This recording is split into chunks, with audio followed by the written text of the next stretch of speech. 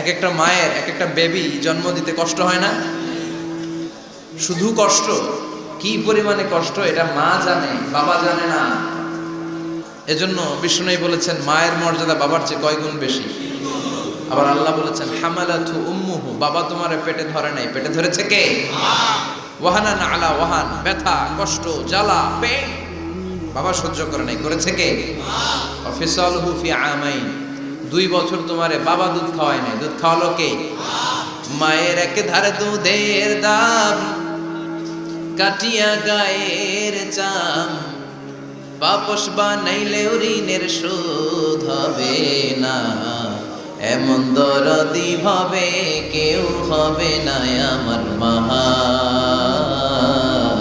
গো, এমন দরদি ভাবে কেউ হবে না আমার মা গো। ঠিক কিনা? বিষ্ণু বললেন লাউ কাতাতা জিলদাক, গায়ের চামড়াগুলো কেটে কেটে রোদে শুকিয়ে যদি মায়ের পায়ের 2টা জুতাও বানিয়ে দাও, ছোটবেলা যে দুধ খেয়েছো সেটার এক ঢোক দুধের শোধ আদায় হবে না। এজন্য মা যে কি কষ্ট করে, এখানে বেশিরভাগই আমরা নর্মাল প্রসেসে পৃথিবীতে এসেছি, তাই না? সিজারিয়ান বেবি খুব কম, থাকলে 1-2টা। নর্মাল প্রসেসে একটা বাচ্চাকে ডেলিভারি করতে একটা মায়ের যে কত কষ্ট হয় আপনি কল্পনাই করতে পারবেন না। চিকিৎসা বিজ্ঞান বলে একজন সুস্থ মানুষ ব্যথার একটা ইউনিট আছে, মাত্রা, ব্যথা মাপার একক, 45 ইউনিট পেইন বা ব্যথা একজন মানুষ সহ্য করতে পারে। ব্যথার তীব্রতা বা মাত্রা যদি 45 ইউনিটের বেশি হয়, যদি ছাড়িয়ে যায়, হয় লোকটা বেহুশ হবে নয় মরে যাবে। আমার আর আপনার মা যখন আমাদেরকে নর্মাল প্রসেসে ডেলিভারি করেছেন তখন তারা 45 না 57 ইউনিট প্লাস 57 থেকে 60 ইউনিটের পেইনও তারা ছাড়িয়ে গেছে। 57 ইউনিটেরও বেশি ব্যথা তারা সহ্য করেছে, যেটা কোনো অ্যাক্সিডেন্টে আপনার দেহের 206টা হাড্ডি আছে তো 20টা হাড্ডি একসাথে কোনো অ্যাক্সিডেন্টে ভেঙে গেলে যত ব্যথা তার চেয়েও বেশি ব্যথা। এজন্য মায়ের মনে কষ্ট দেয়া যাবে? মায়ের মনে কষ্ট দিয়ে জীবনে কেউ সফল হতে পারে নাই। সাইয়েদনা মূসা আলাইহিস সালাম আল্লাহর একবার জিজ্ঞেস করলেন, আল্লাহ মাইয়াকুনু জালিসি ইয়াউমাল কিয়ামা, আল্লাহ আমার সাথে কিয়ামতের দিন জান্নাতে সাথী কে হবে? আল্লাহ বললেন জালিসুকা ফিল জান্নাতি জাযা, তোমার সাথী হবে কিয়ামতের দিন বিচার শেষে জান্নাতে যখন ঢুকবে তোমার সাথী হবে একজন কসাই। কসাই চিনেন? কি করে? গোশত কাটে। সাইয়েদনা মূসা আলাইহিস সালাম অবাক হলেন, ঘটনা কি? কসাই, আমি হইলাম নবী আর আমার সাথে জান্নাতে থাকবে? হাউ কাম ইটস পসিবল, এটা কিভাবে সম্ভব? আল্লাহ বললেন নিজেই দেখে আসো এটা কেমন কসাই। সাইয়েদনা মূসা আলাইহিস সালাম ছদ্মবেশে কসাইয়ের দোকানে দাঁড়িয়ে রইলেন, দেখলেন স্পেশাল বিশেষ কোনো আমল নাই, কসাই শুধু গোশত কাটে, গোশত বিক্রি করে। দিন শেষে দোকান বন্ধ করে প্যাকেটের ভেতরে গোশত নিয়ে বাড়িতে রওনা হয়েছে। বাড়ির ভেতরে ঢুকে যাওয়ার পর সাইয়েদনা মূসা আলাইহিস সালাম ঘরের দরজার কড়া নাড়লেন। কসাই বলে মান আনতা, তুমি কে? মূসা আলাইহিস সালাম বললেন আনা মুসাফির, আমি মুসাফির, থাকার জায়গা নেই, আপনি যদি থাকার জায়গা দেন আপনার বাড়িতে থাকবেন। কসাই বলে আসেন। সাইয়েদনা মূসা আলাইহিস সালাম ঢুকলেন। কসাই বলে এই ঘরে একটু থাকেন, ওই ঘরে আমার একটু কাজ আছে। মূসা আলাইহিস সালাম বললেন যান, কাজ সেরে আসেন। মূসা আলাইহিস সালাম খেয়াল করলেন ওই ঘরে মাচার উপর থেকে বয়োবৃদ্ধ এক নারীকে তিনি নামিয়ে গোসল করালেন, টাওয়াল দিয়ে গা মুছিয়ে দিলেন, নতুন জামা পরিয়ে দিলেন। এরপর দোকান থেকে আনা সুন্দর গোশতের টুকরাটারে নিজ হাতে কেটে রান্না করলেন, তারপর রুটি বানালেন আর গোশত আর রুটি হাতে নিয়ে ওই মহিলার মুখে তুলে দিচ্ছেন। মহিলা খাচ্ছে, খায় আর বিড়বিড় করে কি যেন দোয়া পড়ে। সুবহানাল্লাহ পড়বেন না? ওই মহিলাকে খাওয়ানোর পরে কসাই সাইয়েদনা মূসা আলাইহিস সালামকে মেহমান হিসেবে খাবার নিয়ে আসলেন। বললেন ও পথিক খাবার খান, সকালবেলা আপনিও চলে যাবেন, আমিও যাব আমার দোকানে, খেয়ে আপনি ঘুমিয়ে পড়েন। মূসা আলাইহিস সালাম বললেন ততক্ষণ পর্যন্ত তোমার আনা খাবারে আমি হাত দিব না যতক্ষণ না তুমি বলবা ওই মহিলাটাকে। কসাই বলে হাদিহি উম্মি, এটা আমার মা,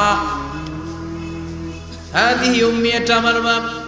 এই দুনিয়ায় এই মা ছাড়া আমার কেউ নাই, আমিও ছাড়া আমার মায়ের কেউ নাই। তাই প্রতিদিন দোকানের কাজ শেষ করে গোশত এনে রান্না করে আমার মারে আমি খাওয়াই। হাদিহি উম্মি, এটা আমার জনম দুঃখিনী মা। সাইয়েদনা মুসা আলাইহিস সালাম, বুঝলাম তোমার মা, কিন্তু তুমি যখন রুটি তোমার মায়ের মুখের ভেতরে তুলে দিচ্ছিলে, তোমার মা বিড়বিড় করে কি যেন পড়লো। কি পড়ে তোমার মা? কসাই বলে, আমার মায়ের একটা পাগলা দোয়া আছে। কি দোয়া? আমি জানি কশিন কালো এই দোয়া কবুল হবে না। আবেগের বশবর্তী হয়ে প্রতিদিন আমার মা আমার খেদমতে আমার উপর এত সন্তুষ্ট হয়ে যায়, এত খুশি হয়ে যায়। আমার মা প্রতিদিন বলতে থাকে, আল্লাহুম্মা জাআল ইবনি জালিসা মূসা ইয়াউমাল কিয়ামাহ। ও আল্লাহ, আমার ছেলের খেদমতে আমি এত সন্তুষ্ট, আমার ছেলের উপর আমি এতটাই রাজি খুশি। শুনেছি এই জামানার সবচাইতে বড় পয়গম্বর, বনি ইসরাইলের সবচাইতে বড় নবী, ওই নবীর নাম নাকি মূসা। ও আল্লাহ, আমি এত কিছু জানি না, এত কিছু বুঝি না, এত কিছু জানি না, তোমার দরবারে শুধু একটাই চাওয়া, একটাই ফরিয়াদ, তুমি আমার ছেলেরে কিয়ামতের দিন মূসার সাথে হাসর নসিব করে দিও। আমার ছেলে কসাই ছেলেটারে তুমি মূসার জান্নাতের সাথী বানিয়ে দিও। আল্লাহুম্মা জাআল ইবনি জালিসা মূসা ইয়াউমাল কিয়ামা। জালিস মানে ফ্রেন্ড, বন্ধু। আল্লাহ, জান্নাতে আমার ছেলেরে তুমি মূসার বন্ধু বানিয়ে দিও। মূসা আলাইহিস সালাম এবার বুঝতে পারলেন।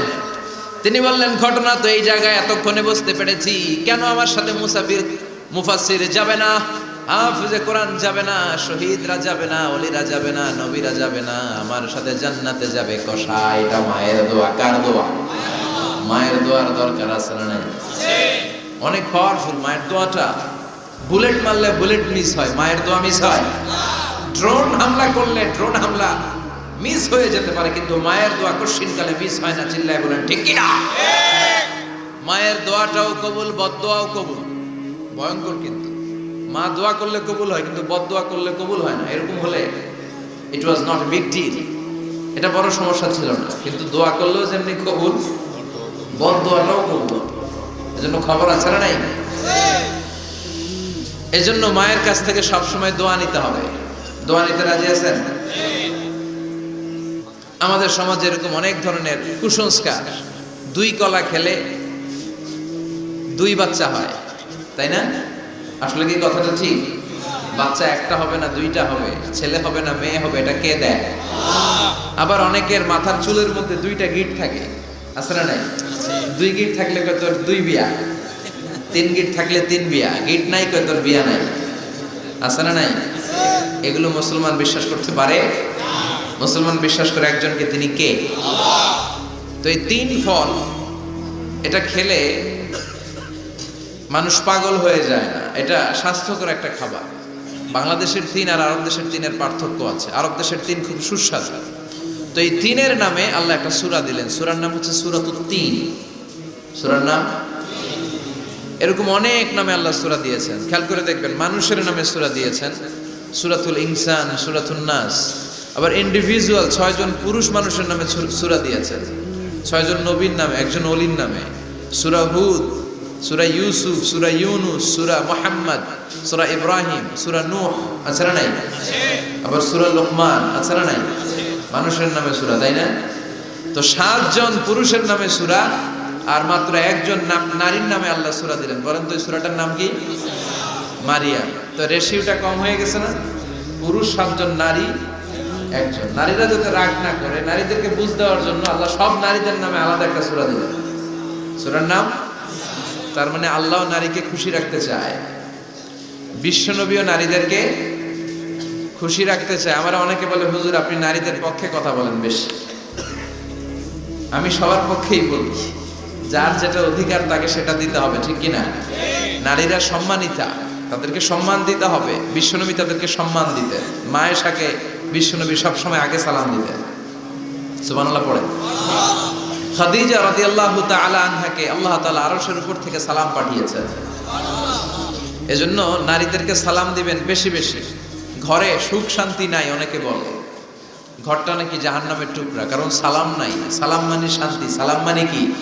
সালাম সালাম হাজার সালাম সকল শহীদ স্মরণে, আমার হৃদয় রেখে যেতে চাই তাদের স্মৃতির চরণে। পড়েন আমিন। সালাম মানে চিল্লায় বলেন। জান্নাতীরা যখন জান্নাতে ঢুকবে, ফেরেশতারা জান্নাতীদেরকে কি বলবে? সালাম, শান্তি। Enter the paradise with peace and security, শান্তি এবং নিরাপত্তার সাথে জান্নাতে ঢুকে যান। এজন্য ঘরটারে শান্তিময় বানাতে চাইলে সালাম দিতে হবে। কি দিতে হবে? আজ থেকে স্ত্রীকে সালাম দিবেন তো ইনশাআল্লাহ? পড়েন।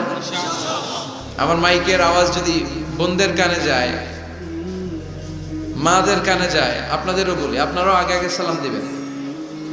এই দৃশ্য বাচ্চারা দেখলে বাচ্চারাও সালাম শিখবে, ঠিক কিনা? মা খাদিজার ব্যাপারে আল্লাহ বলেছেন, জিব্রাইল তুমি যে খাদিজারে আমার পক্ষ থেকে সালাম দিয়ে দাও, আর খাদিজারে বলে দাও জান্নাতে খাদিজার জন্য এমন ঘর আমি প্রিপেয়ার করে রেখেছি যেই ঘরের ভিতরে কোনো নয়েজ নাই, কোনো আওয়াজ নাই, কোনো ডিস্টার্ব নাই, আছে শান্তি। সুবহানাল্লাহ। কারণ বিশ্বনবীর জন্য খাদিজা নিজের ঘরটার এরকম নয়েজহীন, কোলাহল মুক্ত, শান্তিময় করে রেখেছিলেন। বিশ্বনবী কোলাহলপূর্ণ দাওয়াতি কাজ শেষ করে যখন ঘরে যেতেন, কলিজাটা ঠান্ডা হয়ে যেত। বিশ্বনবীর জন্য এমন একটা ঘর রেখেছিলেন মা খাদিজা, ওই ঘরে বিশ্বনবী যখন প্রবেশ করতেন, বাইরে যত মারপিট হয়েছে, মারামারি হয়েছে, কাফেরদের যত অত্যাচার সহ্য করেছে, ঘরে ঢোকার সাথে সাথে নবী সব ভুলে যেতে। এত মায়া, শান্তি, প্রশান্তির ঘর খাদিজা বানিয়েছিল। এজন্য আল্লাহ বলেছে, জিব্রাইল খাদিজারে বলো খাদিজার জন্য এমন জান্নাত আমি রেখেছি যে জান্নাতে কোনো সাউন্ড নাই, আওয়াজ নাই, ডিস্টার্ব নাই, কোলাহল নাই, কোনো নয়েজ নাই। চিল্লায় পড়েন আল্লাহু আকবার। এজন্য মায়েরা খাদিজার জীবনী থেকে শিক্ষা, স্বামীর জন্য ঘরটারে প্রশান্তিপূর্ণ করে রাখবে। প্রশান্তির একটা জায়গা যেন হয়। কানের কাছে এসে বেশি বেশি ঘ্যান ঘ্যান করেন না। ঘরে ঢুকলে চাল নাই, ডাল নাই, এটা লাগবে, ওটা লাগবে, ছেলের ওটা লাগবে। আস্তে আস্তে অনেক স্বামী হার্ট অ্যাটাক করে স্ত্রীর কারণে, জানেন ঠিক কিনা? ঠিক, সবাই ভুক্তভোগী, কমন পড়ে গেছে। দুই পক্ষেরই বললাম, স্বামীরাও সালাম দিবেন, স্ত্রীরাও দিবেন। সালাম মানে শান্তি, তো ঘরটারে শান্তি দিয়ে ভরে দিবে কে? আর একে অপরের প্রতি শ্রদ্ধাবোধ রাখবেন। তো নারীদেরকে খুশি করার জন্য আল্লাহ সূরা দিলেন, সূরাতুন নিসা। প্রাণীদের নামে অনেক সূরা আছে, সূরাতুল বাকারা আছে না নাই? বাকারা মানে কি? গাভী। গাভীর দুধ খাবেন। বিষ্ণু বলেছেন গরুর গোশত খেয়েও কম, দুধ খেয়েও বেশি। আলাইকুম বিআলবানিল বাকারা, তোমাদের উচিত গরুর দুধ খাওয়া। ফাইন্নাহা তুরাকু মিনাল আশজার, কেননা গরুর দুধ এটা হচ্ছে সবুজ ঘাস আর পাতার নির্যাস। ফি লাবানিহা শিফা, গরুর দুধে আছে শিফা। ও ফি লুহুমিহা দা, গরুর গোশতে আছে রোগ। গোশতে আছে কি? গরুর গোশত খাইলে রোগ বাড়ে না? অনেক ডাক্তার আছে এরা সিরিয়াল নেয় না, যারা গরুর গোশত খায় বেশি, বলে লাল মাংস যারা খাবে এরা যেন আবার সিরিয়াল না নেয়। আছে না নাই? বিশ্বনবীর খাবারের তালিকায় দুধ ছিল। বিষ্ণু বলতেন বেশি বেশি দুধ খেও। এবং বিষ্ণু বলেছেন মায়েরা যেন তাদের বাচ্চাদেরকে দুধ খাওয়ায়। মায়ের বুকে প্রথম যে দুধটা সেটাকে বলে শাল দুধ। এটা বাচ্চার জীবনের প্রথম প্রাকৃতিক টিকা। সুবহানাল্লাহ পড়েন। আমরা কত টাকা দিয়ে দামি দামি টিকা দিই, কিন্তু প্রথম টিকাটা আল্লাহ ফ্রি দিয়েছেন। সুবহানাল্লাহ পড়েন। বাকারার নামে সূরা দিলেন, আনকাবুত মাকড়সার নামে সূরা দিলেন, নাহাল মৌমাছির নামে সূরা, নামাল পিঁপড়ার নামে সূরা। সুবহানাল্লাহ পড়েন। এইভাবে আপনি খুঁজলে কোরআনের চ্যাপ্টারগুলো যে কত সুন্দর সুন্দর নাম দিয়ে আল্লাহ দিয়েছেন, তার এই ধারাবাহিকতায় আজকের সূরাটির নাম দিয়েছেন আল্লাহ একটা ফলের নামে। কিসের নামে? 3 ফলের নামে। সূরার নাম কি? সাইয়েদনা বারা ইবনে আযিব রাদিয়াল্লাহু তাআলা আনহু বর্ণনা করেন, বুখারীর বর্ণনা। তিনি বলেন সামি'তু রাসূলুল্লাহ ইয়াকরাউ সূরাতাত তিন ফি সালাতিল ইশা। আমি বারা ইবনে আযিব রাদিয়াল্লাহু তাআলা আনহু এশার নামাজে বিশ্ব নবীকে সূরাতুত তিন তেলাওয়াত করতে শুনেছি। কোন নামাজে? কোন সূরা পড়তেন? কোন নামাজে? কোন সূরা? মনে থাকবে? পড়বেন তো? তিনি বলেছেন এশার নামাজে আমি বিশ্ব নবীকে সূরাতুত তিন তেলাওয়াত করতে শুনেছি। ফামা সামি'তু আহসানা সাওতিন মিন সাওতি রাসূলিল্লাহ। আল্লাহ রাসূলের কণ্ঠের চাইতে এত মধুর কণ্ঠ আমার জীবনে শুনি নাই। বিশ্বনবী যখন তেলাওয়াত করতেন সাহাবাদের কলিজা ঠান্ডা হয়ে যেত। সাহাবারা মাঝে মাঝে খাবার না পেলে, ঘরে খাদ্য না থাকলে বিশ্বনবীর কাছে চলে আসতেন। এসে বিশ্বনবীর চেহারার দিকে তাকায় থাকতেন, ওনার কণ্ঠে তেলাওয়াত শুনতেন। বিশ্বনবীর তেলাওয়াত শুনলে চেহারার দিকে তাকায় থাকলে ক্ষুধার কথা তারা ভুলে যেতেন। বিশ্বনবী সারাদিন যেই কোরআনের আয়াতগুলো নাজিল হয়েছে, প্রত্যেক রাত্রে এশার নামাজের পর ঘরের মধ্যে বসে বসে আয়াতগুলো তেলাওয়াত করতেন। আর মক্কার আবু জাহেল, উতবা, সাইবা, ওয়ালিদ ইবনে মুগীরা সবাই লুকিয়ে লুকিয়ে তেলাওয়াত শোনার জন্য বাড়ির চিপায় চলে আসতো। আবু জাহেল, উতবা, সাইবা এটা কি বিশ্বনবীর পক্ষের লোক না বিপক্ষের? বিপক্ষের লোক হয় নবীর কণ্ঠের তেলাওয়াত শোনার জন্য পাগল। তাইলে কণ্ঠটা কি নরমাল কণ্ঠ ছিল?